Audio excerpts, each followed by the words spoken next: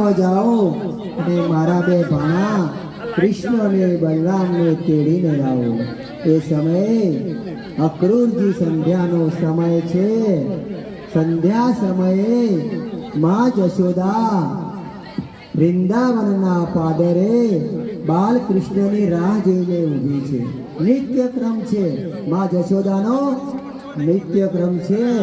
બાલ ગોપાલનું ભાથું લઈને માં બાલ ગોપાલની રાહ જોઈને ઊભી છે અને સામેથી રથ આવે છે। નંદ બાબા કહે છે કે હે જશોદા, આ કોનો રથ આવે છે?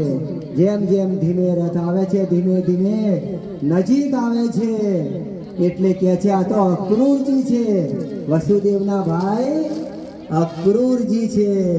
અને જશોદા અને નંદ બાબા એમને ઘેર લાવે છે। ઘેર લાવી જળપાન કરાવી આસન આપી અને એ સમયે અક્રૂરજીએ સાંભળ્યું હતું કે જશોદા બાળ ગોપાલને ખૂબ પ્રેમ કરે છે, ખૂબ પ્રેમ કરે છે। અક્રૂરજીને થયું આજે જોવું છે આ જશોદા કેટલો પ્રેમ કરે છે। કેમ? કંસના કહેવાથી અક્રૂરજી આવ્યા એ રસ્તામાં અક્રૂરજીને થયું કે હું તો કયું કાર્ય કરું છું? એક બાળકને માથી અલગ કરવાનું કાર્ય।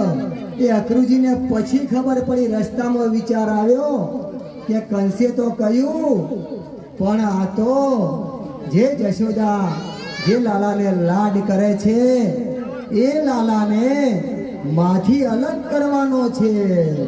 અને એમને વિચાર આવ્યો આ તો બહુ પાપ કહેવાય, માથી બાળકને અલગ કરાય નહીં અને ગાયથી વાછરડાને પણ અલગ કરાય નહીં। તો અક્રૂરજીને વિચાર આવ્યો આ તો રાજાનો હુકમ છે। અને એ સમયે રૂમઝૂમ કરતી ગૌ માતાઓ આવી રહી છે। ગૌ ધૂળીના સમયે બાલ મુકુંદ ગૌરજ છે વાંકડિયા વાળમાં માં દોડ લગાવે છે। માં દોડ લગાવી અને નંદલાલને તેડી લે છે। મારો લાલો ચુંબન કરે છે। લાલા કેમ વાર કરી, લાલા કેમ અંધારું કર્યું? લાલા બળભદ્રને કહે છે કે બળભદ્ર રોજ વાર કરાવે છે, રોજ અંધારું કરે છે।